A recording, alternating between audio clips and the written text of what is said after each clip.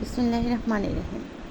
আজকে আমরা আলোচনা করব মুদ্রাস্ফীতির সংজ্ঞা, মুদ্রাস্ফীতির সম্পর্কে। ডেফিনেশন অফ মুদ্রাস্ফীতি।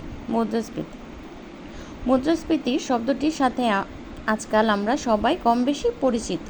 মুদ্রাস্ফীতি বলতে দ্রব্যমূল্যের ঊর্ধ্বগতিকে বোঝায়। দ্রব্য সামগ্রীর যোগানের তুলনায় অর্থের যোগান বা অর্থের প্রচলন বৃদ্ধি পেলে দ্রব্যমূল্য বৃদ্ধি পায়। দ্রব্যমূল্যের এইরূপ বৃদ্ধিকে মুদ্রাস্ফীতি বলে। তবে মুদ্রাস্ফীতির সর্বজন স্বীকৃত সংজ্ঞা প্রদান করা অত্যন্ত কঠিন। অধ্যাপক হর্টের মতে অত্যধিক অর্থের প্রচলনকে মুদ্রাস্ফীতি বলে। অধ্যাপক ফুলবোর্ন বলেন, যখন অত্যধিক পরিমাণ অর্থ অপেক্ষাকৃত স্বল্প পরিমাণ দ্রব্য সামগ্রীর পেছনে ধাওয়া করে তখন মুদ্রাস্ফীতি ঘটে।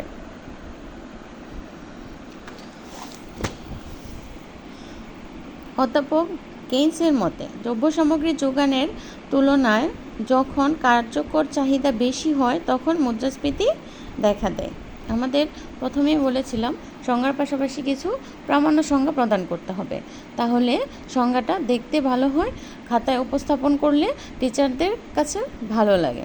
অধ্যাপক ক্রেমারের মতে মুদ্রাস্ফীতি হলো অর্থ এর কারেন্সির ফল। ক্রাউথারের মতে মুদ্রাস্ফীতি বলতে এমন অবস্থা বোঝায় যখন অর্থের মূল্য ক্রমশ কমে যায়, অর্থাৎ দ্রব্যমূল্য বাড়ে। অর্থাৎ অর্থের মূল্য দিন দিন কমতে থাকে, দ্রব্যমূল্য বাড়তে থাকে। স্থির ও গতিশীল অর্থে মুদ্রাস্ফীতির সংজ্ঞা প্রদান করা যায়।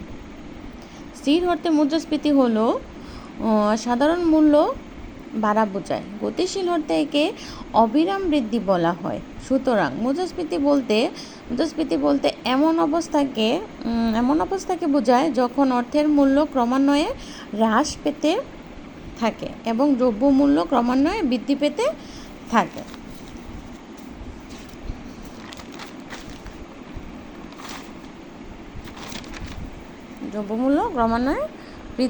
থাকে।